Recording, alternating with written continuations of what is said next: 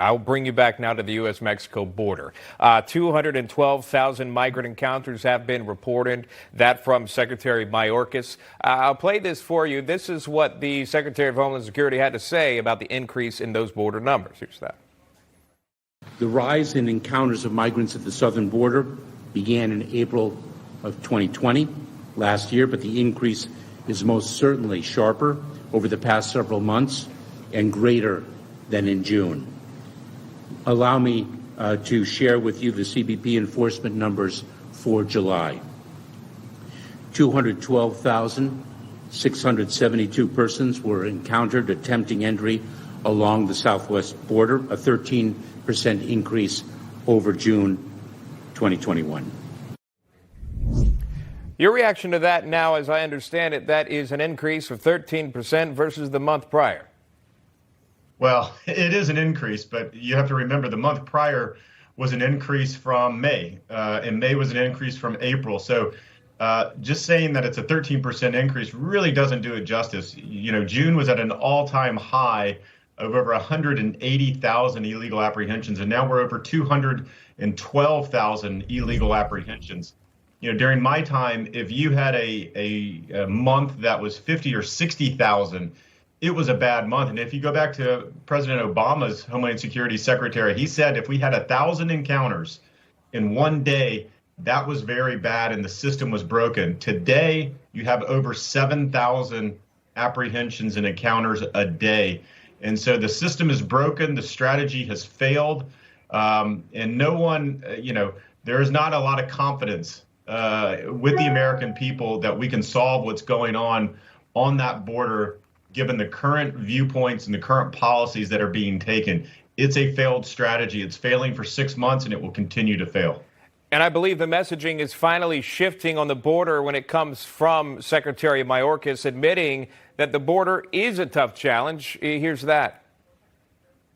At the outset, I want to communicate very clearly that the situation at the border is one of the toughest challenges we face. It is complicated, changing, and involves vulnerable people at a time of a global pandemic. But is it complicated, though, Chad?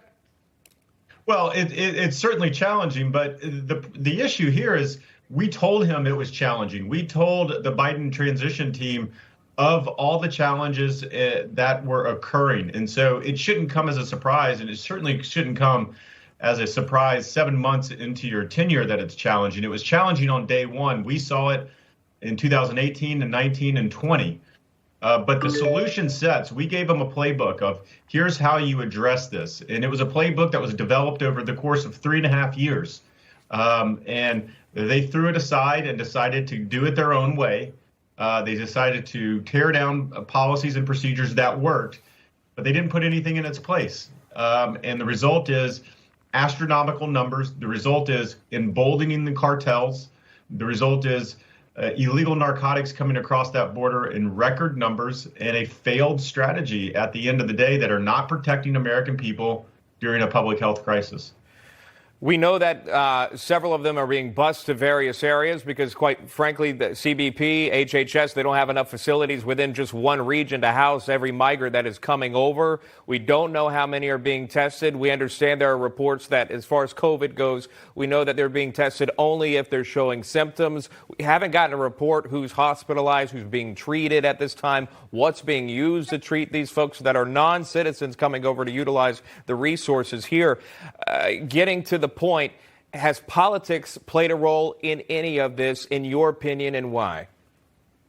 Well, I believe it did. Certainly from the early stages of the administration, I think, President Biden rescinded a number of policies that worked really on day one and week one that I think were more political, was a political message more than anything else. From law enforcement perspective, you don't simply tear down policies that work without replacing them with alternative policies that work. You may have a different approach. You may want to tackle it a different way. But to simply tear down a policy to say, yep, we're not putting anything in its place, but we think it'll be okay, which is really their strategy at the end of the day, is not working. We knew it wouldn't work because we saw that in 2017 and 2018. This is what we briefed them on during the transition. And again, all of that for naught, as they continue to, I think, put politics ahead of public safety in tearing down a lot of these programs. Really quickly, I know I got to go, Chad, but I just want to ask you because we are seeing some record heat numbers. They're still coming over. In your experience, are we going to see these numbers increase when it cools down? Well, we should have actually, you usually see them decrease as the heat goes up because it's a desert and it's very dangerous, and they know that. And so usually in June, July, and August, you actually see the illegal apprehension numbers dip. We're not seeing that in this case, right? So we saw high numbers in June and even higher numbers in July. And what that tells you is, again, the cartels are taking advantage of our lax border security procedures and programs that are in place. They don't know when it's going to change. And so they're shoveling as many folks across that border as possible every single day, regardless of the weather. All right. Chad Wolf joining us live. Chad, thank you very much. Always great to get your intake on that. We appreciate it and have a great weekend. Thank you.